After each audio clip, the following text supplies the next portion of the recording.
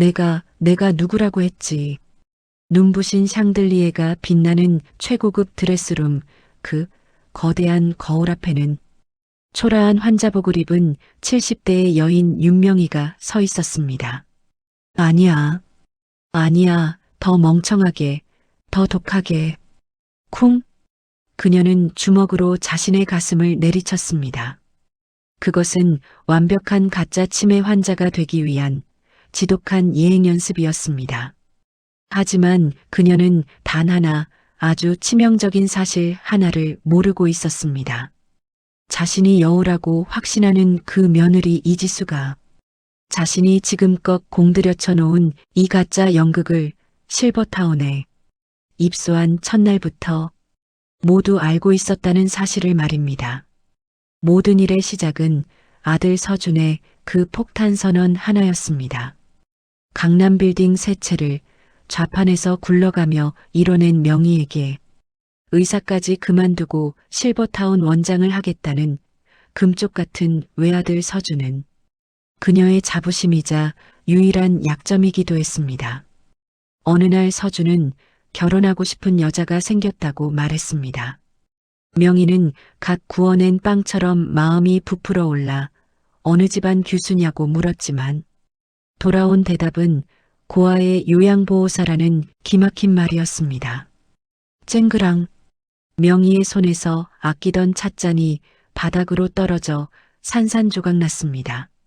너 지금 제정신이야? 그 요양보호사?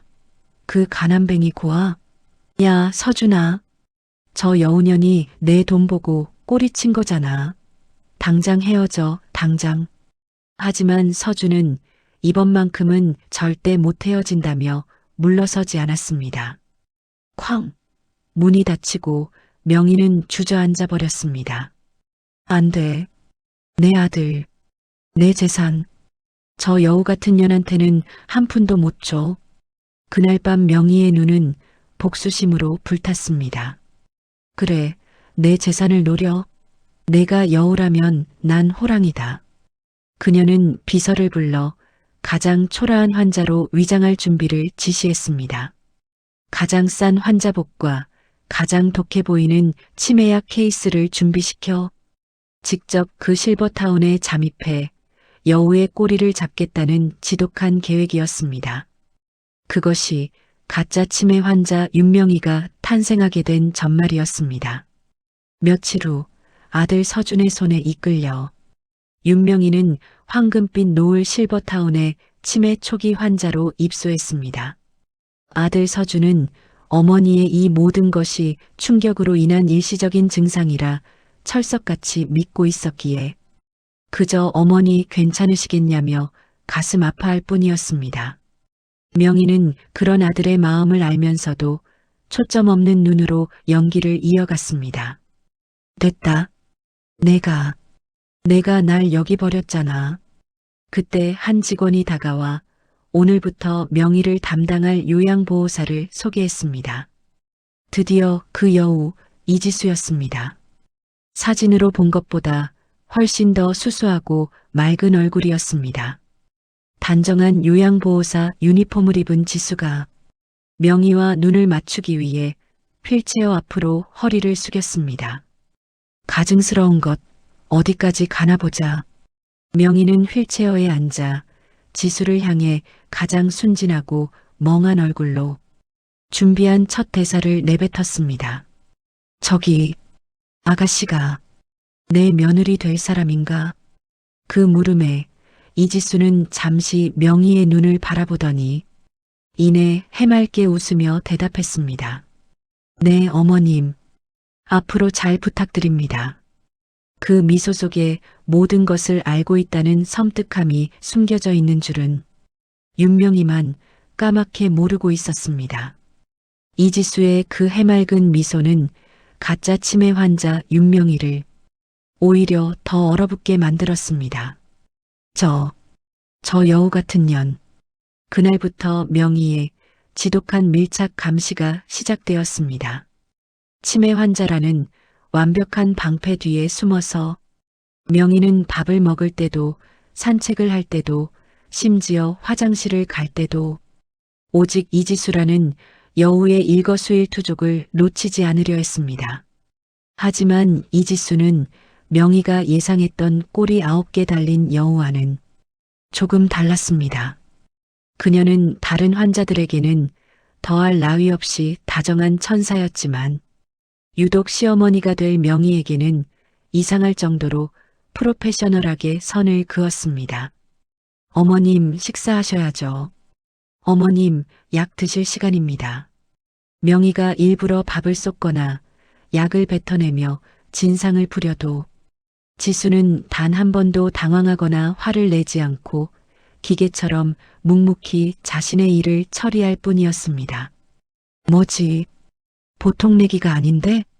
명희는 이것이 본색을 숨기기 위한 고도의 연기라 확신했습니다. 그러던 어느 날 명희는 결정적인 증거를 발견했습니다. 명희가 잠시 잠든 척하는 사이 지수가 방을 정리하다가 주머니에서 무언가를 떨어뜨린 것입니다. 찰칵? 명희는 실눈을 뜨고 그것을 확인했습니다. 그것은 여자가 차기에는 너무나 크고 낡아 보이는 명품 손목시계였습니다. 저거. 명희의 눈이 커졌습니다. 그 시계는 명희가 아들 서준에게 의대 합격 선물로 사주었던 수천만 원짜리 시계와 똑같은 모델이었습니다. 가짜가 분명해. 지수는 그 시계를 마치 보물처럼 소중하게 닦아 자신의 서랍 깊숙한 곳에 숨기는 듯 했습니다.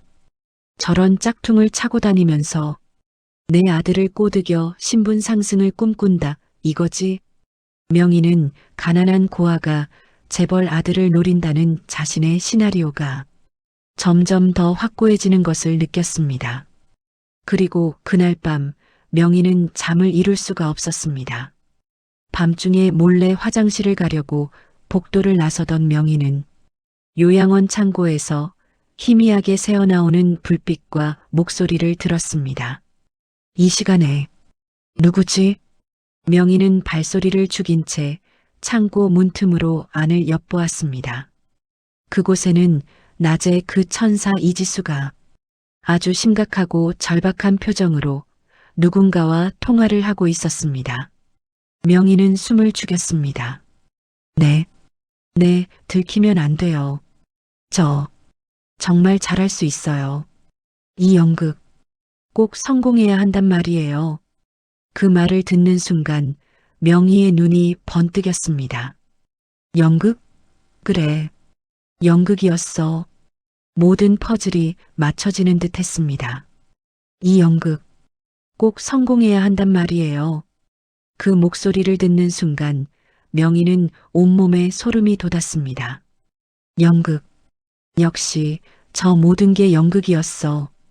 가짜 명품 시계와 수상한 통화, 그 모든 증거들이 하나의 그림으로 완성되는 기분이었습니다. 내 아들 서준을 속여서 결혼까지 성공하려는 지독한 연극. 명희는 당장이라도 뛰쳐들어가 머리채를 잡고 싶었지만 꾹 참았습니다. 아니야. 더 확실한 증거, 저 여우가 발뺌 못할 증거를 잡아야 해.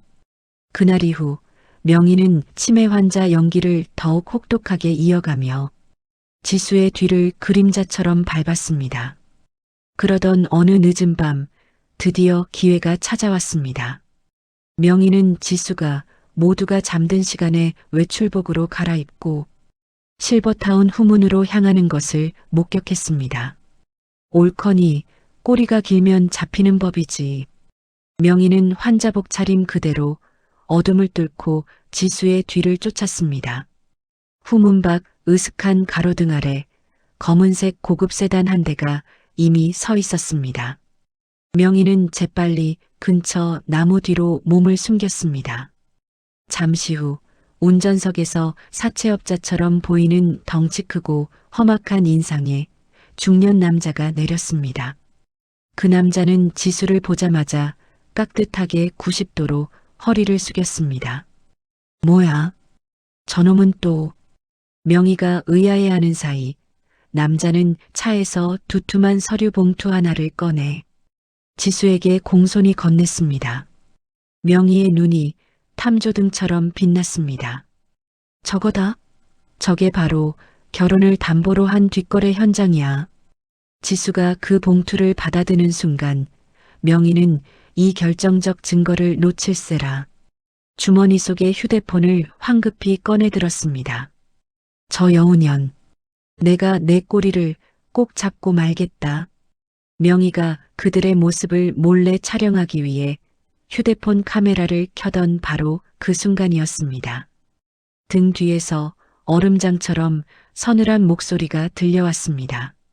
어머님, 거기서 뭐 하세요? 지수였습니다. 장엄한 국화꽃 향기가 가득한 넓은 장례식장이었습니다. 영정사진 속 S그룹의 총수 이강현 회장은 그답게 호탕한 미소를 짓고 있었습니다만 그 앞에선 검은 상복을 입은 어린 지수가 금방이라도 쓰러질 듯 위태롭게 서 있었습니다. 제가 꼭 해내겠습니다. 할아버지. 어린 소녀의 입에서 나온 말이라고는 믿기지 않는 단단한 맹세였습니다. 그것은 돈이나 명예가 아닌 할아버지와의 마지막 약속을 지키기 위한 한 소녀의 무거운 다짐이었습니다. 어머님, 거기서 뭐 하세요? 등 뒤에서 들려온 이지수의 목소리에 윤명희는 심장이 쿵 하고 떨어지는 줄 알았습니다. 들켰나? 내가 저것들 몰래 찍으려던 거 들킨 건가? 하지만 윤명희는 수십 년간 시장 바닥에서 다져온 보통 내기가 아니었습니다. 그녀는 천천히, 아주 천천히 돌아보았습니다. 그 얼굴에는 방금 전에 살기는 온데간데 없고 그저 길 잃은 아이 같은 순진한 치매 환자의 표정만이 걸려 있었습니다. 아, 저기, 나 말인가. 윤명희는 손에 들고 있던 핸드폰을 마치 뜨거운 감자라도 만진 듯 허둥지둥 환자복 주머니에 숨겼습니다. 여기, 꽃이 예뻐서. 근데 여긴 어디지? 우리 아들은, 우리 준이는 어디 갔어? 완벽한 연기였습니다. 이지수는 그 맹렬했던 눈빛이 순식간에 흐릿한 치매 환자로 돌아온 명희를 잠시 말없이 바라보았습니다. 그녀의 눈빛은 모든 것을 꿰뚫어 보는 듯 깊었지만 이내 따뜻한 미소로 바뀌었습니다. 어머님 놀라셨잖아요. 방에 계셔야죠. 밤바람이 찹니다. 지수가 명희의 휠체어를 부드럽게 밀며 방으로 향하는데 명희는 등 뒤에서 식은 땀이 흐르는 것을 느꼈습니다. 전현, 보통 여우가 아니야. 어쩌면 내가 본 게다가 아닐지도 몰라. 단순히 돈을 노린 꽃뱀이라면 저렇게 태어날 수가 없었습니다. 그 험악한 남자와 주고받던 서류 봉투, 그리고 그 연극이라는 단어. 그래, 뭔가 더 있어. 전혀는 내 아들을 통째로 삼키려는 더 무서운 구렁이야. 방으로 돌아온 명희는 밤새 잠을 이룰 수가 없었습니다. 다음 날 아침이 밝자마자 명희는 가짜 치매 환자의 어설픈 걸음으로 실버타운 공용 전화를 향했습니다. 그녀는 아들 서준에게 전화를 걸었습니다. 아들, 나 명희야. 응, 나 괜찮아. 근데 아들, 부탁이 하나 있어. 어머니, 무슨 일이세요? 목소리가 왜? 아니야. 그냥 내 방에 그 안방 서랍 제일 안쪽에 파란 보자기로 싼 거. 그거 좀 가져다 줄래? 응, 그거 없인 잠이 안 와서. 서준은 어머니의 치매 증상으로 인한 단순한 애착 물건이라 생각하고 알겠다 대답했습니다. 반나절 뒤 서준이 가져온 그 파란 보자기를 받아든 명희의 눈이 다시 번뜩였습니다. 보자기 안에 든 것은 다름 아닌 그녀의 전 재산 목록이나 다름없는 강남 빌딩 세 채의 등기부등본 원본이었습니다. 이지수, 내가 만약 정말 돈을 노린 거라면 이 미끼를 절대로 그냥 지나치지 못할 게다. 이것은 윤명이가 던지는 가장 치명적인 함정이었습니다. 명희는 지수가 병실을 청소하러 오는 시간을 정확히 꿰고 있었습니다. 오후 2시 지수가 청소 도구를 밀고 들어오기 직전 명희는 등기부등본 서류 뭉치를 마치 실수로 흘린 것처럼 침대와 협탁 사이 눈에 아주 잘 띄는 바닥에 떨어뜨렸습니다. 그리고 자신은 다시 순진한 치매 노인이 되어 창밖을 보며 흥얼거리는 연기를 시작했습니다. 새가 난다. 새가 난다. 하. 심장은 미친 듯이 뛰고 있었습니다. 봐라. 어서 저걸 봐라. 내년의 본색을 드러내라. 지수는 묵묵히 방안을 청소하기 시작했습니다. 그녀는 협탁을 닦기 위해 몸을 돌렸고 마침내 바닥에 떨어진 그 파란 보자기와 서류 뭉치를 발견했습니다. 명희는 침을 꿀꺽 삼켰습니다. 물었다. 지수는 잠시 고개를 갸웃했습니다. 그녀는 서류 뭉치를 집어들었습니다. 명희는 노래를 부르는 척하며 거울에 비친 지수의 표정 하나하나를 놓치지 않았습니다. 웃어라. 어서 탐욕스러운 미소를 지어봐. 하지만 지수의 반응은 명희의 예상을 완전히 빗나갔습니다. 그녀는 그 강남 빌딩 세채라는 글자가 선명한 서류를 그저 힐끗, 정말 아무 관심 없다는 듯 힐끗 한번 쳐다볼 뿐이었습니다. 그리곤 아무렇지 않게 먼지를 툭툭 털어 명희의 협탁 위에 다시 올려놓았습니다. 어머님, 이거 중요한 서류 같은데 이렇게 바닥에 두시면 어떡해요. 명희는 연기하는 것도 잊은 채 멍하니 지수를 바라보았습니다. 지수가 명희를 향해 그 특유의 따뜻한 미소를 지으며 말했습니다. 제가 이따가 원장님께 잘 전해드릴게요. 잃어버리시면 큰일 나요. 쿵. 명희는 머리를 한 대 얻어맞은 듯한 충격을 받았습니다. 지수는 다시 청소기를 돌리며 방금 전의 일은 기억도 나지 않는다는 듯 콧노래까지 흥얼거렸습니다. 뭐지? 저 반응은 저걸 보고도 저렇게 태연하다고. 수십억, 아니 수백억짜리 재산 목록 앞에서 눈 하나 깜짝하지 않는 28배 무일푼고아. 설마 전현이 노리는 게 내 이 빌딩 몇 채가 아니란 말인가. 그럼 도대체 더 큰 걸 노리는 건가. 윤명희의 머릿속이 지독한 혼란으로 하얘지고 있었습니다. 차갑고 비릿한 생선 냄새가 진동하던 낡은 시장의 좌판 앞이었습니다. 젊은 윤명희가 전 재산을 몽땅 털린 빈지갑을 붙들고 흙바닥에 털썩 주저앉아 있었습니다. 방금 전까지 사장님 하며 아양을 떨던 사기꾼은 그녀가 평생을 모은 돈을 들고 연기처럼 사라진 뒤였습니다. 아이고, 아이고. 울음소리조차 내지 못하던 명희가 짐승처럼 울부짖기 시작했습니다. 그녀는 흙투성이가 된 손으로 시멘트 바닥을 내리쳤습니다. 다신 안 당해. 이놈들아. 내가 다신 괄시 안 받는다고. 두고 봐. 그것은 피눈물이 섞인 도끼 어린 맹세였고 지금의 윤명희를 만든 지독한 상처였습니다. 그 끔찍한 기억이 수십 년 만에 다시 떠오른 것은 등기부등본 함정이 실패로 돌아간 바로 그날 오후였습니다. 윤명희는 혼란 그 자체였습니다. 대체 뭐지? 전현을 도대체 뭘로 봐야 하지? 수백억짜리 빌딩 서류를 보고도 눈 하나 깜짝하지 않던 이지수. 그것은 명희가 평생 겪어온 세상의 법칙을 완전히 거스르는 일이었습니다. 돈 앞에서 초연한 사람은 없다. 그것이 명희의 지론이었습니다. 그래, 전현은 위선자야. 더 큰 걸 노리고 지금 내 앞에서 연극을 하는 거라고. 명희는 자신의 혼란을 애써 감추며 다시금 여우사냥에 대한 의지를 불태웠습니다. 그때였습니다. 실버타운 휴게실이 갑자기 소란스러워졌습니다. 이곳에서 가장 까다롭기로 소문난 전직 대학 교수 부인이라는 박 여사가 누군가를 붙들고 하소연을 하고 있었습니다. 그리고 그 상대는 하필이면 이지수였습니다. 이지수 선생, 선생은 알아야 해. 내 아들놈이, 내 금쪽 같은 아들놈이 그놈의 사기꾼한테 몽땅 털렸단 말이야. 몽땅.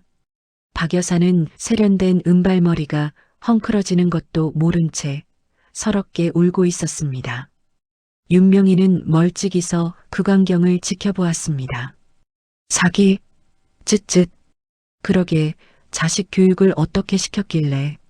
명희는 혀를 차면서도 사기라는 그 단어에 가슴 한구석이 서늘해지는 것을 느꼈습니다. 이지수의 반응은 그러나 명희의 예상과는 또 달랐습니다. 그녀는 지루해하거나 형식적인 위로를 건네는 대신 박 여사의 손을 그저 꾹 잡아주었습니다. 많이 속상하셨죠? 박 여사님, 얼마나 놀라셨어요. 그뿐이었습니다. 지수는 아무 말도 하지 않고 그저 박 여사가 쏟아내는 모든 울분과 눈물을 묵묵히 받아주고 있었습니다. 박 여사의 하소연은 저녁이 깊어질 때까지 이어졌습니다. 다른 요양보호사들은 모두 퇴근 시간이 되자마자 도망치듯 사라졌지만 이지수만은 그 자리에 남아 박 여사의 곁을 지켰습니다. 내 평생을 쌀 한 톨 아껴가며 모은 돈인데 그걸 그놈이. 네, 여사님, 다 알아요. 그 마음 제가 다 알아요. 그 목소리에는 사람의 마음을 어루만지는 이상한 힘이 있었습니다. 윤명희는 그 모습을 처음에는 위선이라고 단정지었습니다.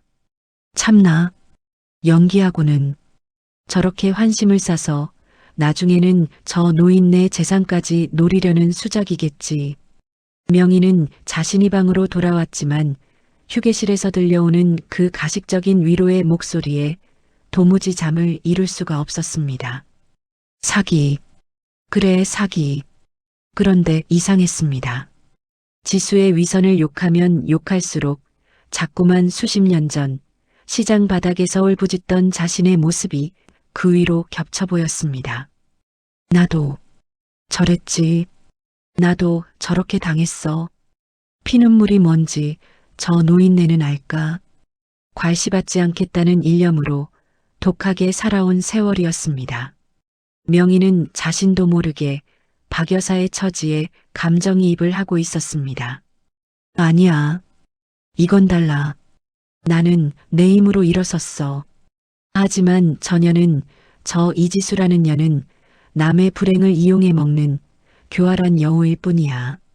명희는 머릿속의 혼란을 떨쳐내려는 듯 거칠게 머리를 흔들었습니다.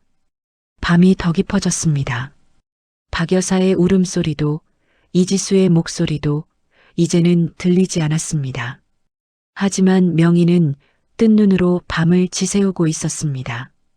그나저나 저녀는 퇴근도 안 하나? 아직도 저기 있나? 궁금증을 참지 못한 명희가 치매 환자의 어설픈 걸음으로 조심스럽게 방 밖을 나섰습니다. 휴게실은 텅 비어 있었습니다. 봐. 쇼가 끝나니 바로 가버렸구만. 명희가 실망과 안도가 뒤섞인 표정으로 돌아가려던 순간이었습니다. 실버타운의 작은 주방에서 희미한 불빛과 함께 달그락거리는 소리가 들려왔습니다. 명희는 본능적으로 기둥 뒤에 몸을 숨겼습니다. 그곳에는 이지수가 서 있었습니다. 그녀는 환자복으로 갈아입지도 않은 채 그 늦은 밤에 냄비에 무언가를 정성스럽게 끓이고 있었습니다. 고소한 참기름 냄새가 복도까지 흘러나왔습니다. 죽! 이지수는 뜨거운 김을 호호 불어가며 죽의 간을 보고 있었습니다.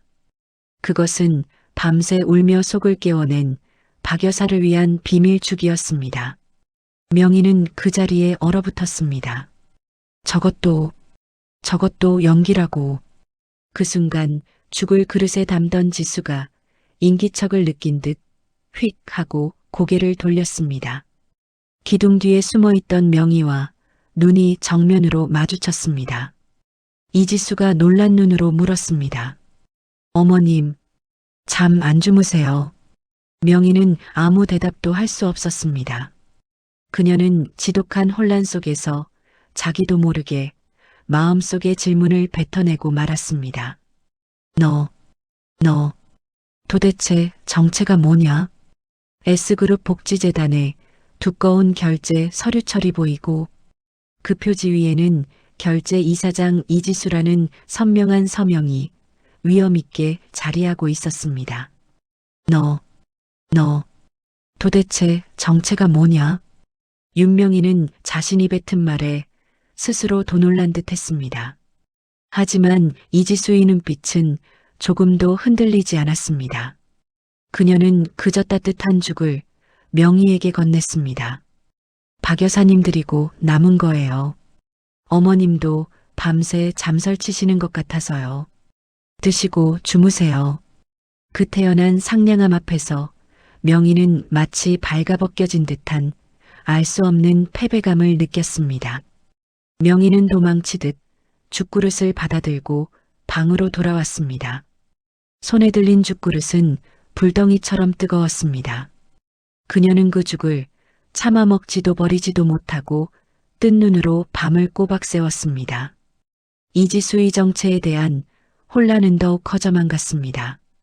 수백억짜리 빌딩 서류에도 눈 하나 깜짝 안 턴 여자. 밤을 새워가며 까다로운 환자를 위해 죽을 쓰는 여자. 이 두 가지 모습은 돈만 노린 가난한 고아라는 명희의 확신과 정면으로 부딪혔습니다. 아니야. 이건 더 치밀한 연기야. 위선이라고. 이 정도로 내 아들의 마음을 훔친 거야. 명희는 단정 지으려 하면 할수록 머릿속이 복잡해졌습니다. 그럼 그 험악한 남자는 뭐지? 그 연극이라는 통화는.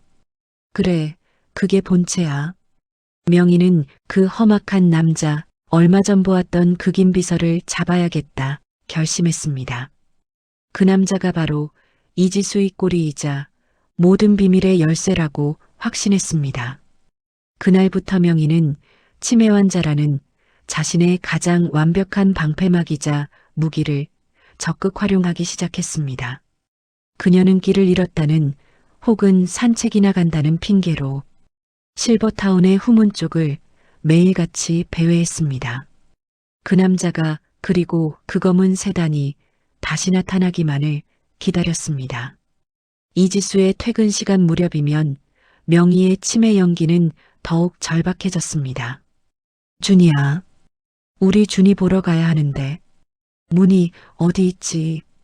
요양보호사들의 눈을 피해 그녀는 집요하게 후문 쪽을 감시했습니다. 그리고 마침내 며칠이 지난 늦은 오후였습니다. 명희의 눈에 드디어 그 익숙한 검은 세단이 후문 근처 길모퉁이에 멈춰서는 것이 포착되었습니다. 심장이 다시 미친 듯이 뛰기 시작했습니다. 왔구나. 드디어 왔어. 명희는 재빨리 정원수 뒤쪽에 몸을 숨긴 채 지켜보았습니다. 곧이어 퇴근 시간이 된 이지수가 익숙한 걸음으로 그 차를 향해 걸어갔습니다. 걸렸어. 이여우년. 이번엔 내가 무슨 수작을 부리는지 내 두 눈으로 똑똑히 볼 테다. 명희는 승리를 예감하며 들키지 않을 만큼 더 가까이 다가갔습니다. 그런데 그 가까이에서 본 광경은 명희가 상상했던 그 어떤 뒷거래나 은밀한 접선과는 완전히 차원이 달랐습니다. 지난번에 그 험악한 남자, 그 김비서가 차에서 내리더니 이지수를 향해 무려 90도로 허리를 꺾어 깊숙이 인사를 하는 것이었습니다. 그뿐만이 아니었습니다. 그는 공손하게 리무진의 뒷좌석 문을 열고 혹시라도 머리가 부딪힐세라 손으로 차지붕을 가리는 완벽한 의전을 선보였습니다. 이지수는 그 모든 것이 마치 태어날 때부터 그래왔다는 듯 아주 익숙하다는 듯 가벼운 목례와 함께 차에 올라탔습니다. 그리고 명희의 귀를 의심하게 만드는 결정적인 한마디가 바람을 타고 정확하게 들려왔습니다. 김 비서가 두툼한 서류 봉투를 건네며 말했습니다. 회장님, 이번 달 복지재단 결제 서류입니다. 회장님, 회장님? 그 말을 듣는 순간 윤명희는 숨이 멎는 것 같았습니다. 자신이 쓰고 있던 가짜 치매라는 가면도 자신이 지금 정원수 뒤에 숨어 있다는 사실조차도 까맣게 잊은 채 그저 멍하니 얼어붙었습니다. 회장님, 그 한마디가 윤명희의 귓가에 천둥처럼 내리꽂혔습니다. 세상의 모든 소리가 순간 사라지고 그 험악한 남자가 이지수를 향해 90도로 숙인 허리와 회장님이라는 그 단어만이 명희의 뇌리를 반복해서 맴돌았습니다. 명희는 자신이 정원수 뒤에 숨어 있다는 사실조차도 까맣게 잊어버렸습니다. 자신이 지금 가짜 치매 환자 역을 연기하는 중이라는 그 지독한 연극조차도 완벽하게 잊었습니다. 그저 멍하니 그 자리에 얼어붙었을 뿐입니다. 이지수를 태운 검은 리무진이 미끄러지듯 부드럽게 실버타운 후문을 빠져나갔습니다.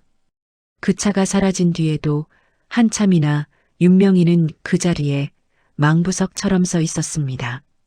회장님, 회장님, 회장님.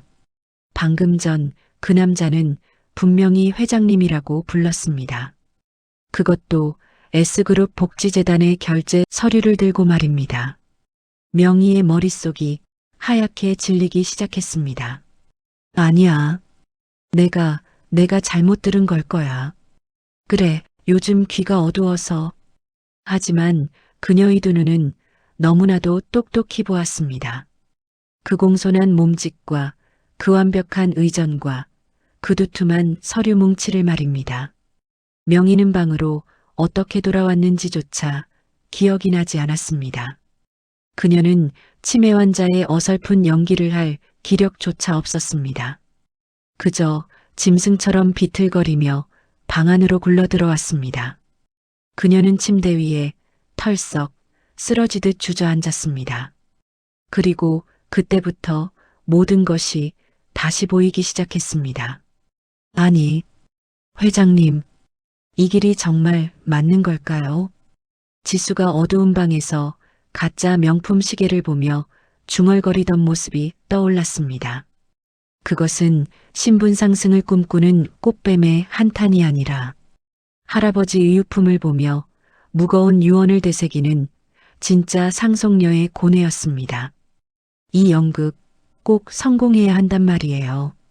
창고에서 몰래 하던 통화는 아들 서준을 속이기 위한 연극이 아니라 S그룹 상속녀라는 신분을 숨겨야 하는 그 1년간의 봉사라는 유언수행 그 자체를 의미하는 연극이었습니다. 험악한 사채업자로 보였던 그 남자는 사실 S그룹의 김비서였습니다. 뒷거래나 협박용으로 보였던 그 서류 봉투는 복지재단의 결제 서류였습니다. 뭐지? 더 큰 걸 노리나? 그랬습니다. 자신의 그까짓 강남빌딩 세 채짜리 등기부등본을 힐끗 보고도 태어냈던 이유. 그것은 이지수에게는 그까짓 빌딩 몇 채는 그저 푼돈에 불과했기 때문이었습니다. 위선자, 교활한 여우, 박 여사를 위해 밤새 죽을 쓰던 모습은 연기가 아니라 그저 몸에 밴 진심이었습니다. 여우가 아니었습니다. 자신이 잡으려던 것은 여우가 아니라 호랑이, 아니 감히 상상조차 할 수 없는 거대한 용이었습니다. 흐흐, 윤명희의 입에서 바람 빠지는 듯한 이상한 소리가 새어나왔습니다. 내가 감히 S그룹 회장님을 며느리감으로 시험을 그 사실을 깨닫는 순간 명희는 온몸의 피가 차갑게 식는 것을 느꼈습니다. 수십 년간 시장 바닥에서 쌓아 올린 그 촉과 도끼와 자부심이 한순간에 와르르 무너져 내렸습니다. 그녀는 진짜 치매에 걸린 사람처럼 넋이 나간 표정이 되었습니다. 눈동자는 초점을 잃고 허공을 맴돌았습니다. 손이 의지와 상관없이 파르르 떨리기 시작했습니다.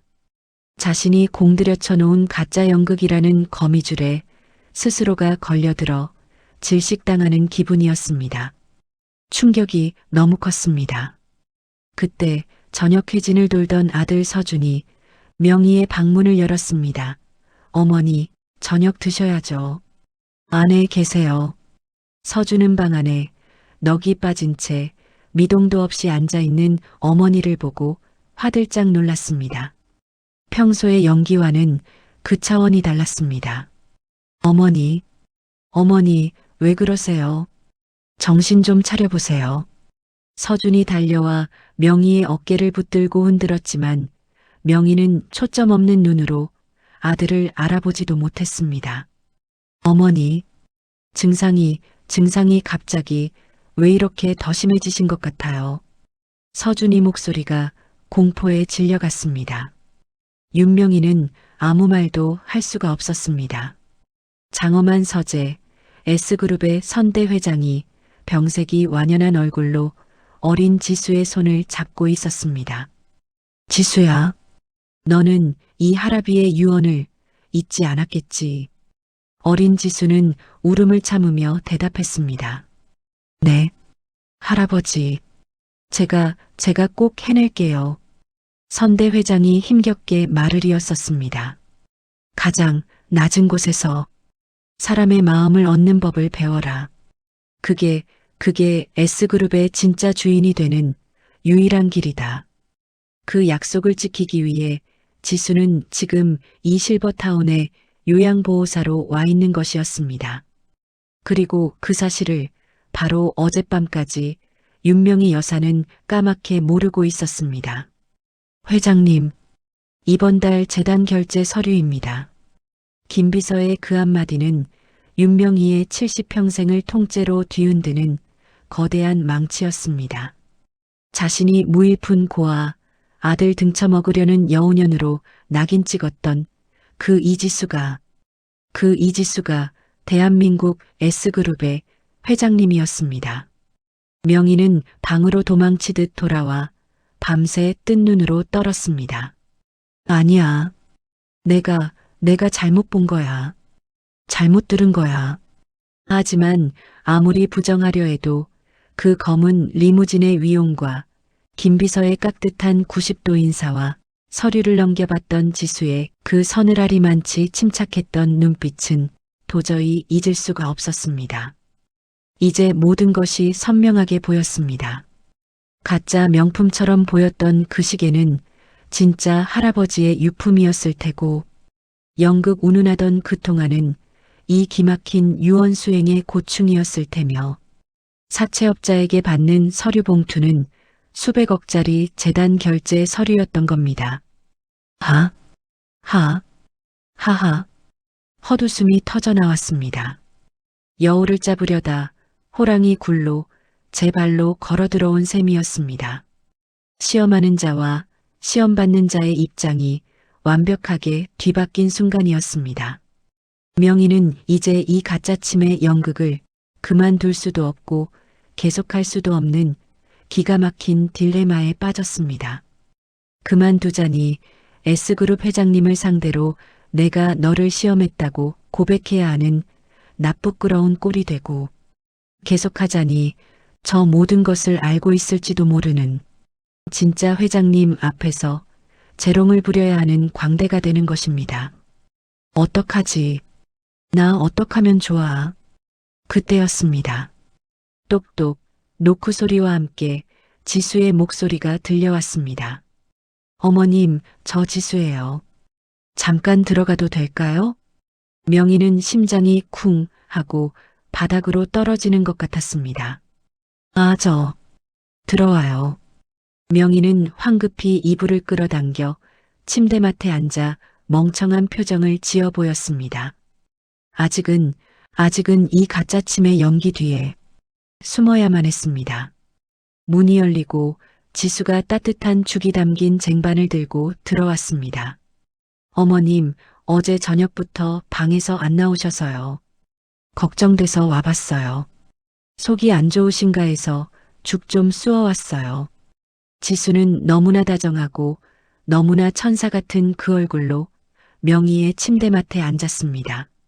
하지만 지금 윤명희의 눈에는 그 얼굴이 S그룹 회장님의 얼굴로만 보였습니다. 이 여자가, 아니, 이 회장님이 어디까지 알고 있는 걸까? 혹시 내가 어젯밤 훔쳐본 걸 알고 있는 건 아닐까? 어머님, 왜 그러세요? 어디 안 좋으세요? 지수가 걱정스러운 눈빛으로 명희의 이마를 찌푸려 손을 뻗었습니다. 아니에요. 명희는 자기도 모르게 지수의 손길을 획 하고 피하고 말았습니다. 순간 방 안에 정적이 흘렀습니다. 지수의 손이 민망하게 허공에 멈춰섰습니다. 아차 싶었습니다. 치매 환자라면 저 손길을 피할 리가 없었습니다. 명희는 황급히 다시 바보 연기를 시작했습니다. 아니, 그게 아니라 내가 밥 먹기 싫어서, 밥 맛이 없어서. 지수는 멈췄던 손을 거두고 희미하게 미소 지었습니다. 그 미소가 명희의 심장을 서늘하게 만들었습니다. 이제 명희는 지수가 천사로 웃는 것인지 회장님으로 비웃는 것인지 도무지 알 수가 없었습니다. 지수는 쟁반 위에 있던 귤 하나를 집어들었습니다.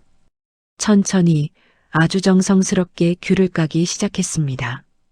그녀의 하얀 손가락이 주황색 귤 껍질을 벗겨낼 때마다 명희는 침을 삼켰습니다.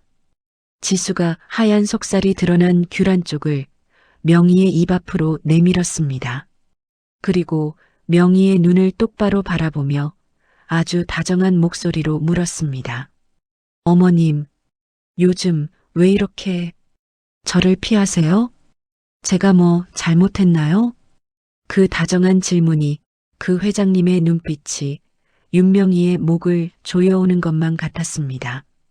지수의 그 맑은 눈빛이 회장님의 눈빛이 되어 윤명희의 심장을 꿰뚫는 것만 같았습니다. 명희는 이불을 움켜쥔 손에 바짝 힘이 들어갔습니다. 여기서 무너지면 안 되었습니다. 아니야. 잘못은, 무슨, 그냥 내가, 요새, 잠을 설쳐서, 그래, 명희는 황급히 귤을 받아 먹으며 다시 한번 모자란 사람의 표정을 지어 보였습니다. 지수는 더 이상 묻지 않았습니다. 그저 희미한 미소를 띤 채 명희의 어깨를 가볍게 토닥여줄 뿐이었습니다. 푹 주무셔야죠. 어머님, 죽이라도 꼭 드세요. 지수가 방을 나가자 명희는 그 자리에 주저앉듯 쓰러졌습니다. 휴, 온몸이 식은땀으로 젖어 있었습니다. S그룹 회장님을 상대로 치매 환자 연기를 하는 것은 실로 목숨을 건 줄타기였습니다. 그날 이후 명희의 행동 반경은 기묘하게 달라졌습니다. 그녀는 지수의 시선을 피하기 위해 의식적으로 다른 환자들의 방을 전전하기 시작했습니다. 연기를 위한 도피였습니다. 하지만 그 도피는 명희에게 예상치 못한 변화를 가져왔습니다. 아이고, 윤 여사. 왔어? 이리 앉아. 윤 여사님, 어제 그 드라마 다음 얘기가 어떻게 됐대? 처음엔 그저 가짜 치매 환자 연기를 위해 어울렸던 그들이었지만 이제 명희는 그들의 이야기에 진심으로 귀를 기울이고 있었습니다. 우리 큰아들이 이번에 승진을 했다는데 코빼기 한번 안 비추네. 서운해 죽겠어. 아주. 딸려는 시집 가더니 아주 남이 됐어. 남. 자식 자랑으로 시작된 대화는 어느새 자식 뒷담화와 서운함, 그리고 외로움의 토로로 이어졌습니다. 명희는 그들의 주름진 손을 바라보며 문득 자신의 신세를 깨달았습니다. 나도 저들과 다를 게 없구나. 강남에 빌딩 세 채가 있으면 무엇하고 금쪽 같은 아들이 원장이면 무엇한단 말인가. 결국 자식 하나 믿고 이 연극을 시작했다가 S그룹 회장님 앞에서 광대 노릇을 하고 있는 자신이었습니다. 명희는 자신도 모르게 한평생 남편 없이 홀로 자식 키우느라 고생했다는 박 여사의 손을 덥석 잡았습니다. 박 여사님, 그래도 자식이 잘 되는 게 그게 남는 거 아니겠어. 우리가 그걸로 사는 거지. 그것은 가짜 치매 환자 윤명희의 말이 아니라 시장 좌판 윤명희의 진심이었습니다. 박 여사는 명희의 말에 눈시울이 붉어졌습니다. 맞아. 윤 여사 말이 다 맞아. 아이고. 명희는 그들의 등을 쓸어주며 그들의 이야기에 공감하며 기묘한 위안을 얻고 있었습니다. 연기를 위해 시작한 일이 진심이 되어가고 있었습니다. 그리고 그 모든 변화를 이지수는 아주 조용히 지켜보고 있었습니다. 지수는 아들 서준에게 전화를 걸었습니다. 원장님, 어머님 요즘 많이 좋아지셨어요. 정말요? 다행이다. 지수 씨 덕분이에요. 아니에요. 다른 환자분들하고도 정말 잘 어울리세요. 특히 박 여사님하고는 꼭 친자매 같으세요. 어머님 마음이 많이 열리신 것 같아요. 지수는 치매가 호전되고 있다고 믿고 있었습니다. 명희가 가짜 치매 연기자인 줄은 꿈에도 모른 채 그 변화를 진심으로 기뻐하고 있었습니다. 그날 저녁 명희는 실버타운 정원 벤치에 홀로 앉아 쌀쌀한 밤 공기를 쐬고 있었습니다. 나 언제까지 이 짓을 해야 하나? 그때였습니다. 어머님, 여기 계셨네요. 밤바람이 차요. 지수가 따뜻한 담요를 들고 명희의 곁으로 다가왔습니다. 명희는 또다시 심장이 덜컥 내려앉았습니다. 회장님이 또 왔구나. 지수는 명희의 어깨에 담요를 정성스럽게 덮어주었습니다. 낮에 박 여사님하고 얘기하시는 거 들었어요. 어머님 정말 멋진 분이세요. 뭐가요? 명희는 퉁명스럽게 대답했습니다. 이 회장님이 또 날 떠보려고 하나? 지수는 벤치 한켠에 앉아 밤하늘을 바라보았습니다. 저희 할아버지도 늘 그러셨거든요. 사람은 혼자 사는 게 아니라고, 서로 기대고 사는 거라고. 할아버지요? 네. 저한테 아버지 같고 스승 같으셨던 분이에요. 제가 이 일을 하는 것도 다 그분과의 약속 때문이에요. 명희는 지수의 옆모습을 훔쳐보았습니다. S그룹 회장이 아니라 그저 할아버지를 그리워하는 평범한 손녀의 얼굴이었습니다. 명희는 문득 궁금해졌습니다. 저 엄청난 부와 명예를 가진 회장님이 왜 이 낮고 험한 곳에서 늙은이들 수발을 들고 있는지. 그녀는 돈 때문에 서준에게 접근한 것이 아니었습니다. 그렇다면 대체 왜? 명희는 자신의 젊은 시절을 보았습니다. 눈보라가 몰아치던 겨울시장, 어린 서준을 등에 업고 동태를 나르던 자신의 고독하고 치열했던 젊은 날이 지수의 얼굴 위로 겹쳐졌습니다. 돈이 아니라 일 그 자체에, 약속 그 자체에 목숨을 걸었던 자신의 모습이었습니다. 명희는 자기도 모르게 질문을 던지고 있었습니다. 아가씨는? 아니 하고 명희는 고쳐 말했습니다. 지수 씨는 왜 이런 힘든 일을 하고 있어요? 지수는 명희를 바라보며 환하게 웃었습니다. 그것은 회장님의 미소가 아니었습니다. 어머님이 평생 시장에서 그 눈보라 헤치시면서 고생하신 이유랑 똑같아요. 몇 년 전 숨가쁘게 돌아가던 대학병원의 응급실이었습니다. 땀으로 범벅이 된 의사가운을 입은 젊은 서준이 링거를 들고 미친 듯이 뛰어다니고 있었습니다. 서 선생 3번 베드 환자, 바이탈 떨어져 빨리. 네, 교수님. 지금 바로 가겠습니다. 그는 대한민국 최고 외과에서 가장 촉망받는 레지던트였습니다. 하지만 그는 그 모든 명예와 부를 버리고 지금 이 실버타운의 원장으로 와 있는 것이었습니다.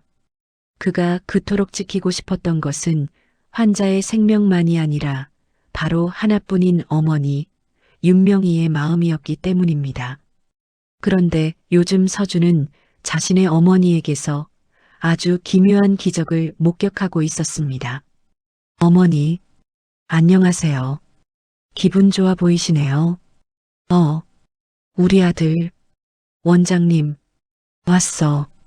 어머니는 며칠 전까지만 해도 자신을 총각이라 부르며 낯설어하던 그 치매 환자가 아니었습니다. 박 여사와 정답게 화투를 치고 기명감과 농담을 주고받는 그 모습은 치매가 호전된 것이 아니라 완치된 사람처럼 보였습니다. 아니, 오히려 입소전보다 더 총명하고 활기차 보이기까지 했습니다. 이상하다. 치매라는 게 이렇게 단기간에. 서준은 의사로서의 촉이 발동하기 시작했습니다. 어머니, 혹시 지수 씨가 뭐 불편하게 하는 건 없으시고요. 지수 씨? 아니야. 지수 아가씨가 얼마나 잘해주는데. 천사야, 천사. 명희는 찔끔하며 황급히 손사래를 쳤습니다. 그 과장된 손사래가 서준의 의심에 불을 지폈습니다. 지수 씨를 만난 뒤부터야 어머니가 저렇게 변하신 건 모든 조각이 하나의 그림으로 맞춰지고 있었습니다. 그날 오후 서준은 어머니 윤명희를 자신의 원장실로 조용히 불렀습니다. 명희는 어쩐지 불안한 기색이 역력했습니다. 아들, 나, 왜 불렀어? 무슨 일 있어? 서준은 원장실 문을 잠그고 어머니의 앞에 섰습니다. 그의 눈은 아들의 눈이 아니라 의사의 눈이었습니다. 어머니, 왜? 솔직히 말씀해 주세요. 어머니 정말로 기억이 안 나셨던 거예요? 명희의 심장이 쿵 하고 떨어졌습니다. 무슨 소리야? 그게 이 아들놈이 엄마한테 제가 의사예요, 어머니. 알츠하이머가 이렇게 극적으로 호전되는 사례는 없습니다. 서준이 한 걸음 다가섰습니다. 그런데 어머닌 지금 완벽하게 정상이세요. 명희는 뒷걸음질 쳤습니다. 그건 지수 아가씨가 잘해줘서 정성을 다해서. 지수 씨요?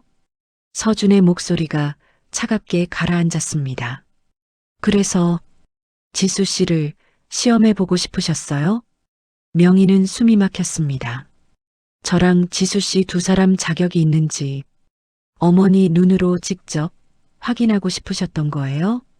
명희는 아들의 그 서늘한 시선 앞에서 아무 말도 할 수가 없었습니다. 자신이 S그룹 회장님을 속인 것은 둘째치고 뱃속으로 낳은 제 아들까지 완벽하게 기만했다는 사실이 그녀를 옴짝달싹 못하게 만들었습니다. 어머니, 대답해 주세요. 그런 거예요? 서준이 다그치던 바로 그 순간이었습니다. 똑똑 노크 소리가 들렸습니다.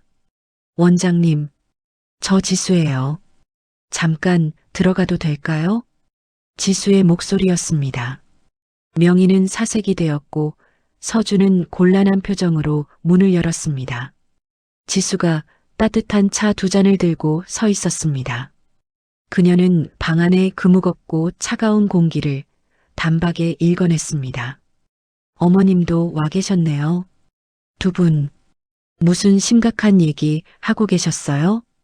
지수가 명희를 바라보며 다정하게 웃었습니다. 서준이 결심한 듯 입을 열었습니다. 지수 씨, 잘 왔어요. 마침 지수 씨한테도 할 말이 있었어요. 서준아, 안 된다. 명희가 다급하게 외쳤습니다. 어머니는 가만히 계세요. 서준이 지수를 똑바로 바라보며 말했습니다. 지수 씨, 사실 저희 어머니가 치매가 아니신 것 같아요. 우리를 알아요. 지수가 서준의 말을 아주 단호하고 부드럽게 잘랐습니다. 서준과 명희 두 사람의 눈이 동시에 지수에게로 향했습니다. 네. 지수는 들고 있던 찻잔을 테이블 위에 내려놓았습니다. 그리고 서준의 손을 가만히 잡았습니다. 아니에요, 원장님. 지수가 윤명희를 아주 따뜻한 눈빛으로 바라보며 말했습니다. 어머님은 치매가 아니신 게 아니라 그냥 많이 외로우셨던 거예요. 지수가 명희의 거짓말을 감싸준 것이었습니다. 명희는 그 말에 숨이 멎는 것 같았습니다. 이 여자가, 이 회장님이 대체 어디까지. 눈부신 조명 아래 순백의 드레스가 반짝이고 있었습니다. 이지수가 S그룹 회장 취임식에서 입을 법한 화려하고 우아한 드레스를 입어보며 거울 앞에 서 있었습니다. 그 모습 위로 또 다른 장면이 겹쳐졌습니다. 오래전 낡은 시장 상인회관, 윤명희가 빳빳한 한복을 차려입고 시장 상인회장 취임식 단상에 올라 벅찬 표정으로 웃고 있었습니다. 서로 다른 시대, 서로 다른 공간에서 자신만의 왕국을 이룬 두 여자의 모습이었습니다. 지수의 1년, 그 길었던 유언 수행 기간이 이제 정말 얼마 남지 않았습니다. 김 비서가 실버타운 후문에서 지수에게 마지막 보고를 하고 있었습니다. 회장님, 이제 돌아오실 준비를 하셔야 합니다. 이사회 일정이 코앞입니다. 알아요, 김 비서님. 조금만 더 시간을 줘요. 회장님, 어머님, 아니, 윤명희 여사님 일 마무리 짓고 가야 해요. 지수는 자신이 서준에게 했던 말을 떠올렸습니다. 어머님은 그냥 많이 외로우셨던 거예요. 그 말은 서준을 위한 위로이기도 했지만 명희를 향한 마지막 기회이기도 했습니다. 어머님, 이제 어머님 차례예요. 윤명희는 그날 이후 단 한숨도 잠을 이루지 못했습니다. 지수가 자신의 가짜 치매를 감싸주었던 그 순간, 명희는 자신이 S그룹 회장님을 상대로 얼마나 끔찍하고 부끄러운 짓을 저질렀는지 뼈저리게 깨달았습니다. 외로워서? 아니야. 난 외로운 게 아니라 탐욕스러웠던 거야. 내 아들을 뺏길까봐, 내 돈을 노릴까봐, 그 선량한 아가씨를 내 멋대로 재단하고 시험하고 모욕했어. 나는 S그룹 회장님에게도 죽을 죄를 지었지만 무엇보다 내 아들이 사랑하는 여자 이지수에게 씻을 수 없는 죄를 지은 거야. 명희는 더 이상 이 가짜 연극 뒤에 숨어 있을 수가 없었습니다. 지수가 떠나기 전에 S그룹 회장님의 자리로 돌아가기 전에 사람 이지수에게 진심으로 용서를 구해야만 했습니다. 그녀는 비틀거리는 걸음으로 지수의 방을 향했습니다. 마침 지수는 방에서 요양보호사 유니폼을 벗고 자신의 옷으로 갈아입고 있었습니다. 그녀가 떠날 준비를 하고 있었습니다. 명희는 그 모습에 심장이 철렁했습니다. 지수 씨. 명희가 떨리는 목소리로 그녀를 불렀습니다. 지수가 돌아보았습니다. 어머님, 이 시간에 웬일이세요? 명희는 지수의 방 안으로 천천히 걸어 들어왔습니다. 그리고 지수의 그 맑은 눈앞에 섰습니다. 더 이상 가짜 치매 환자의 멍청한 표정은 없었습니다. 오직 한평생 시장 바닥에서 꿋꿋하게 버텨온 윤명희의 얼굴만이 남아 있었습니다. 명희는 천천히 지수의 앞에 무릎을 꿇었습니다. 어머님. 이게 무슨... 지수가 당황해서 명희를 일으키려 했습니다. 명희는 지수의 손을 뿌리치고 바닥에 머리를 조아렸습니다. 지수 씨, 명희의 목소리가 갈라져 나왔습니다. 아니, 회장님. 지수의 눈이 순간 커졌습니다. 내가 감히 회장님께 죽을 죄를 지었소. 명희의 어깨가 70평생의 회한으로 가늘게 떨리고 있었습니다. 내가 눈이 멀어서 내 아들 하나 지키겠다고 감히 하늘 같은 S그룹 회장님을 시험하고 기만하고 저작거리 구경거리로 만들었소. 어머님, 그게 아니라... 아니요. 내 말 끝까지 들으시오. 명희가 고개를 들었습니다. 그녀의 눈에는 눈물이 가득 고여 있었습니다. 나는 회장님께 용서받을 자격도 없는 그런 속물이고 무식한 늙은이요. 그러니 제발 우리 서준이, 우리 아들만은 노여워 마시고. 부디. 명희는 말을 채잊지 못하고 오열하기 시작했습니다. 한참의 침묵이 흘렀습니다. 지수는 무릎 꿇은 명희를 아주 복잡하고 깊은 눈으로 가만히 내려다보았습니다. 그리고는 천천히 명희와 눈을 맞추기 위해 그녀의 앞에 똑같이 무릎을 꿇고 앉았습니다. 지수가 명희의 그 거칠어진 손을 따뜻하게 감싸잡았습니다. 그리고 환하게 웃었습니다. 그것은 S그룹 회장님의 웃음이 아니었습니다. 어머님. 지수의 목소리는 봄날처럼 따뜻했습니다. 사실 저도 어머님께 드릴 말씀이 있어요.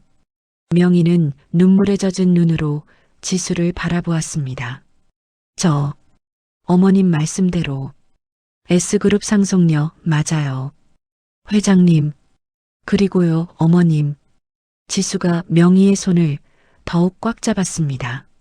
어머님이 이 실버타운에 가짜 치매 환자로 입소하신 것도 저 첫날부터 전부 알고 있었습니다. 아주 오래전 눈발이 흩날리던 추운 겨울의 시장터였습니다.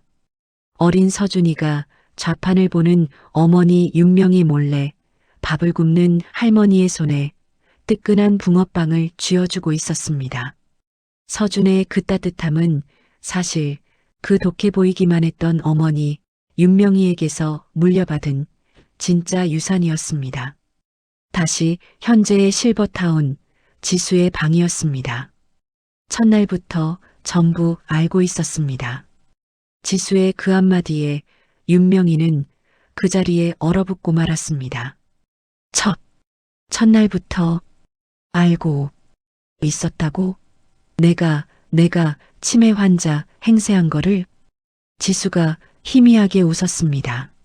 네, 어머님. 사실 어머님이 입소하시기 전에 저희 김비서가 어머님을 아주 철저하게 뒷조사했었거든요. 명희는 숨이 멎었습니다. S그룹의 며느리가 될지도 모르는 분인데 그냥 지나칠 순 없었습니다. 어머님의 가짜 치매 계획 그리고 강남 빌딩 세 채까지 전부 알고 있었어요. 명희의 얼굴이 숫덩이처럼 까맣게 타들어갔습니다. 그런데 지수가 명희의 손을 오히려 더 따뜻하게 잡았습니다. 하지만 어머님, 저는 어머님의 그 시험을 탓하고 싶지 않았어요. 오히려 그 마음 이해했어요. 평생 홀로 아드님 키우시면서 얼마나 노심초사하셨겠어요. 저라도 어머님 입장이었다면 그랬을 거예요. 그래서 저도 어머님의 그 연극에 기꺼이 동참해드렸던 거예요. 어머님이 스스로 마음을 여실 때까지. 기다리고 싶었어요. 명희는 아무 말도 할 수가 없었습니다. 자신이 여우라고 불렀던 그 며느리감은 호랑이가 아니라 바다보다 더 깊은 속을 가진 진짜 어른이었습니다. 바로 그때 방 밖에서 모든 대화를 숨죽여 듣고 있던 사람이 있었습니다. 원장님, 서준아. 아들 서준이 문을 열고 들어왔습니다. 그의 얼굴은 울어야 할지 웃어야 할지 모르는 기가 막힌 표정이었습니다.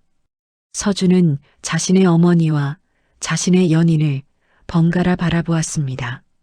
그리고는 참지 못하고 그만 웃음을 터뜨렸습니다.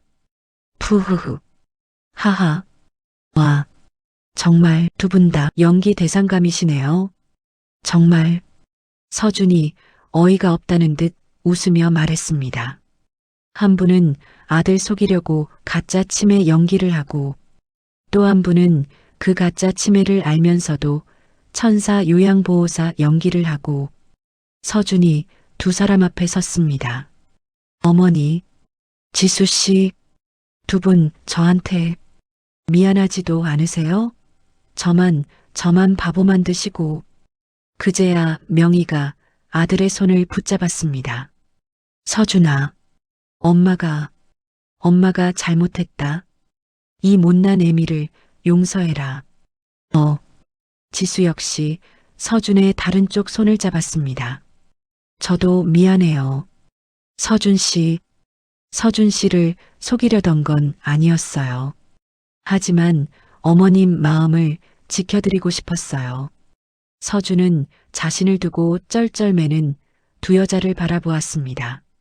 한평생 자식 위에 억척같이 살아온 70대 시장통 회장님과 할아버지의 유언을 지키기 위해 신분을 숨긴 30대 S그룹 회장님. 두 사람은 너무나도 다르지만 너무나도 닮아 있었습니다. 그때 명희가 지수의 손을 다시 꽉 잡았습니다. 지수 씨, 아니 우리 세아가, 사람들이 내가 강남 빌딩 세 채를 너희한테 황혼의 상속으로 물려준다고들 하겠지. 명희가 지수를 사랑스러운 눈으로 바라보았습니다. 하지만 아니었어. 내가 틀렸어. S그룹 회장님을 내 며느리로 맞이하게 된 바로 내가 진짜 황혼의 상속을 받은 거였어. 지수가 명희의 그 말에 환하게 웃었습니다. 서준이 자신의 어머니와 아내 될 사람을 자신의 그넓은 품 안으로 가득 껴안았습니다. 길고 길었던 두 여자의 아슬아슬하고 기막혔던 연극은 마침내 행복한 막을 내렸습니다. 돈이 아닌 신분이 아닌 서로의 진심을 상속받은 진짜 가족이 지금 막 탄생하는 순간이었습니다.